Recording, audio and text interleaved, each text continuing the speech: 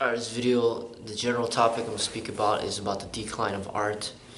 Um, this person sent me a message maybe a few months ago talking about Star Trek, and he said that back in the 80s and 90s, he really liked the Star Trek back then, but now he doesn't like the Star Trek. He says that back then they were teaching like moral lessons and all that, and moral values, but now it's um, just about special effects and being cool. And he's asking me, why do I think, why do I think that's happening, And I don't really watch Star Trek, so I don't really know much about it. But generally speaking, I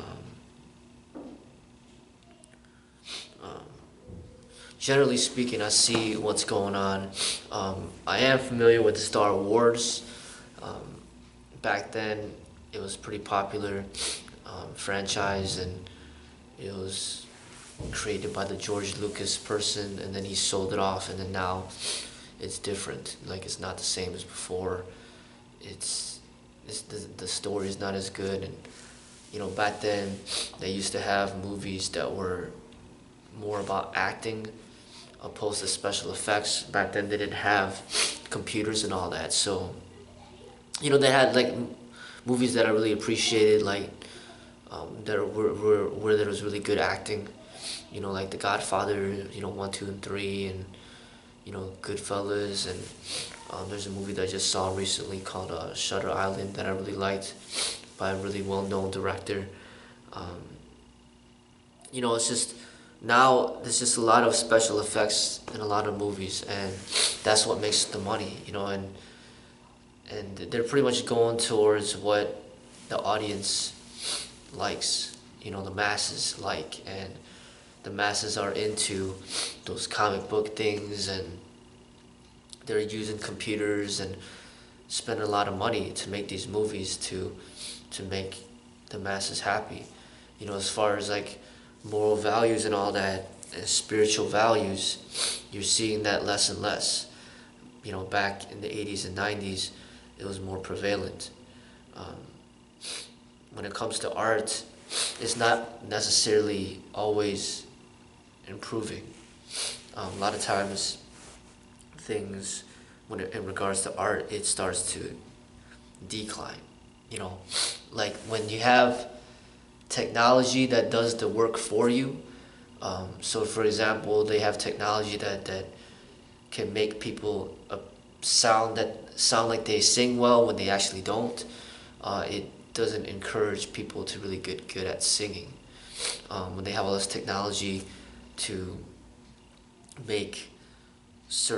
produce certain beats for tracks, it discourages people from using real instruments. So the world is changing very fast because of technology. Like real art, like painting and dancing and singing, and people taking time to really develop really good stories for movies with meaning, it's starting to fade away, and it's just the world that we're the world that we live in right now, and it's up to us as individuals to preserve the art and appreciate it and promote it within ourselves. If we work hard, then maybe one day people that appreciate art can get into positions of power to create a movie that has meaning, or create a TV show. But the fact of the matter is, if there's not enough people in the population, in the audience, to appreciate real art, then it's gonna be tough to stay in business.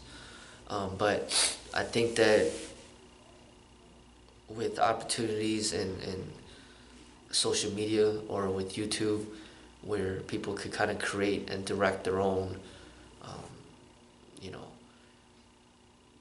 know, films or shows or skits. That's kind of like our way of preserving art. You know, um, thing is, when there's too much meaning in certain things, I think that it could create some sort of controversies, and then people, um, it can make it could turn people away from, you know, from the work, So I think that's what happens is that people want to play it safe, and if you impose too many ideas or values in certain things, then it could make people start to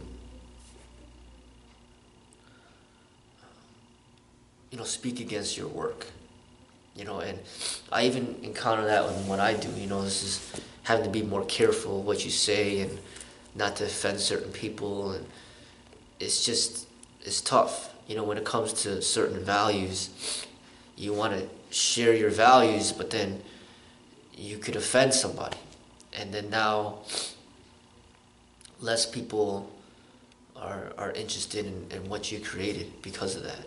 So I think that's one of the main reasons why directors and artists are very reluctant to put meaning into their work. They don't want people to have a backlash,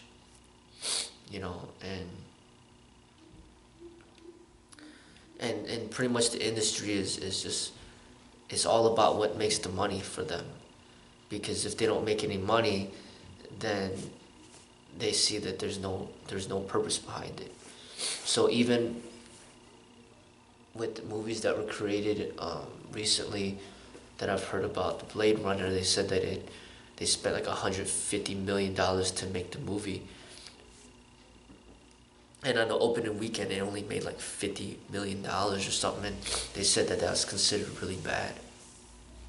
And I just read another article recently, and then it said that so far it made like 80 million domestically, but worldwide it made like 250 million or something, because the other countries were watching the movie.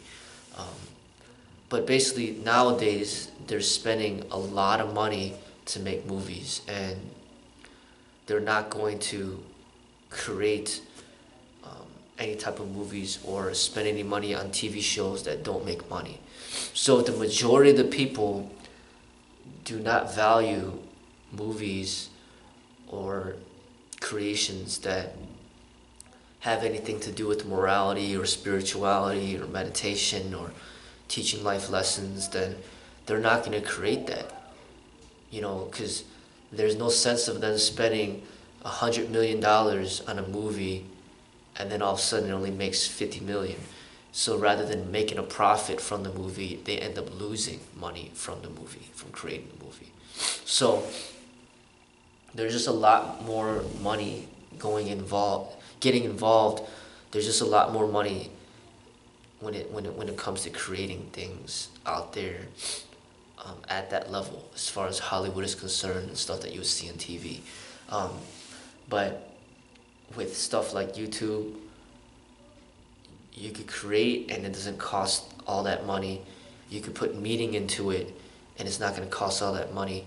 So essentially, you're going to find more meaningful work on things like YouTube than you ever will on, the entertainment industry.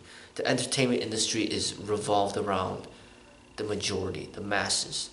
They're going to create work that will make 80% of the population want to spend their money on it, opposed to focusing on 20% of the population that wants more meaning out of it.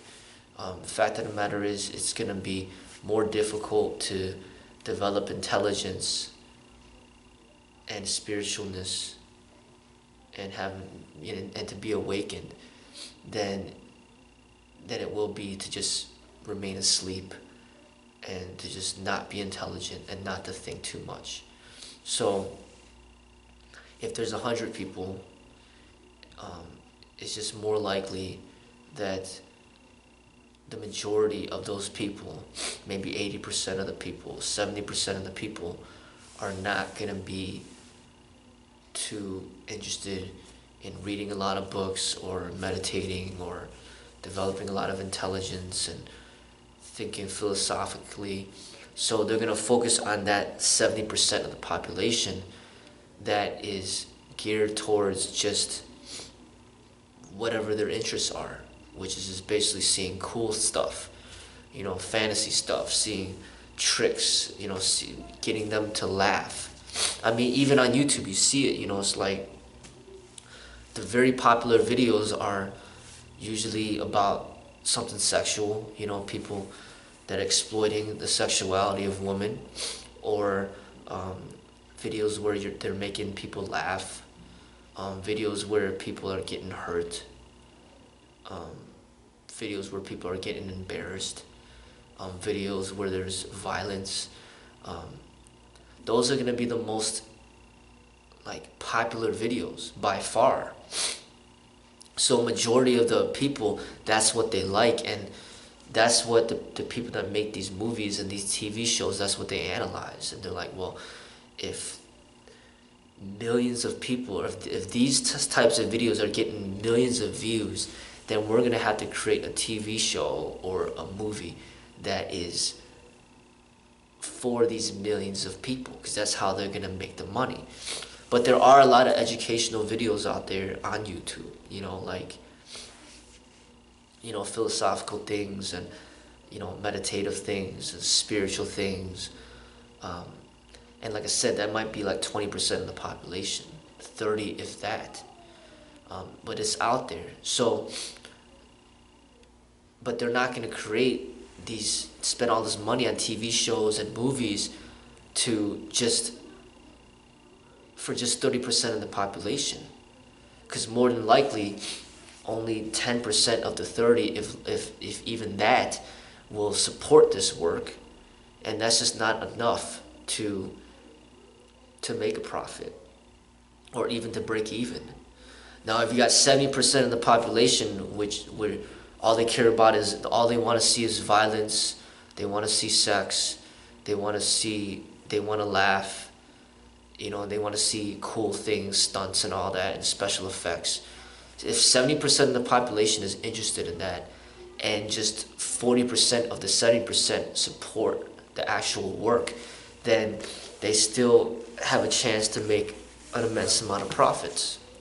I mean, if you analyze what's popular in the box office right now, you'll see it for yourself. I mean, the recent movies that made a lot of money is that movie It. It made a lot of money. And stuff like that. They analyze those things. And that's why they're creating all this entertainment, that is for people that are maybe unconscious or not awake, or people that don't really care about spirituality or meditation or moral values and all that. Like people that care about moral values and spirituality and meditation, these are probably the people that will like to read a lot of books. But chances are, if you round up a group of people, 1,000 people, you might have 100 of those people, or 200 of the 1,000 that actually like to read a lot of books. And then the rest of the 800 don't care to read books. They just like to do other things, like just shopping or something, or playing video games, or whatever the case may be. So art is it's unfortunate, but it's gonna be more hidden. Hidden meaning it's gonna be found within people that you might meet here and there, and then also within things like YouTube, But you're not gonna really find it in Hollywood too often, and in the music industry or in the TV shows. Like movies that I saw recently that I really did like, like Shutter Island. I really liked that movie. It really gets you to think. It's very impactful. Collateral Beauty, I saw that, and it has Will Smith in that movie. I like that movie as well. So there will be movies here and there, that have meaning in it. And here and there, some TV shows, there'll be some meaning. But the majority of the stuff created is not going to have much meaning. That's why, you gotta maybe create your own arts, your own things that appeal to you. Focus on your own development of something artful, or find some things on YouTube. There are some creative people out there. There are some talented people out there. There are very intelligent people out there that are creating good material that will help educate people and help people to be better. It's out there. But, in Hollywood, you're not going to really see it. In the TV shows, you're not going to see it. That's why I don't watch TV like that. Like, I don't watch, like, the regular TV. And I'll be very selective in what movies I'll choose to watch. And, I'll go on YouTube and I'll choose what I want to see, And I'll read books that I want to read. And, you can't really expect these big entertainment industries to revolve their work and spend their money on a small group of people. It's just, they're always going to focus on the masses because that increases their chances of making money. And it's just my estimate that maybe 70% of the population are not about intelligence, spirituality, meditation, moral values, health. A majority of the population is not about that, and I think it's always going to be like that, no matter what, because that's just the nature of how groupthink works. The mass works. It's always going to be harder to be intelligent and meditative than it will be to be unintelligent and non-meditative. It's always going to be harder, to be peaceful rather than angry and full of violent behavior. Like the majority of the people, they're going to be focused on a certain way of living, a certain way of thinking. And that's always going to be the case. And if you happen to be a part of the minority, then you just have to look in the right places for the people that share your values, and look at within the certain communities or certain places where art and beautiful work is created that you can enjoy. And then not only that, but you could create your own to contribute to that. I'd say 20% of the stuff that's created out there in mass media might be suitable, for your entertainment. But the majority is not going to be, meeting up to the standards of what you would like to see. So a lot of times you're going to have to dive back into the past and start, reigniting that energy from the past. That's why I keep referring back to Bruce Lee and Muhammad Ali and Tupac and Lao Tzu and Buddha and Osho, J. Krishnamurti, because these people, they passed away, but their work is still there, and I keep referencing back to their work because whatever they created back then, in my eyes, is much more worth your time and your energy,